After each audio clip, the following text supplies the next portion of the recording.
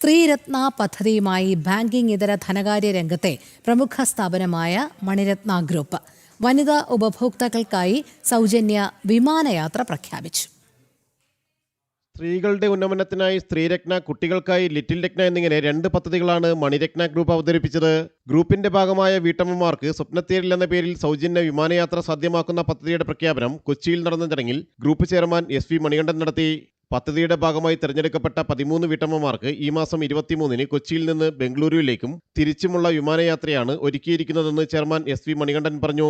Micro ഫിനാൻസിൻ്റെ ചേച്ചിമാർ നമ്മളോട് associate ചെയ്തിരിക്കുന്നുണ്ട്. അവർക്ക് വേണ്ടി എന്തെങ്കിലും ക്രിയേറ്റീവായിട്ട് നമുക്ക് ചെയ്യണമെന്ന് പറഞ്ഞിട്ട് ഓരോ വുമൻസ് ഡേക്കും നമ്മൾ എന്തെങ്കിലും പ്രോഗ്രാം ചെയ്യാറുണ്ട്.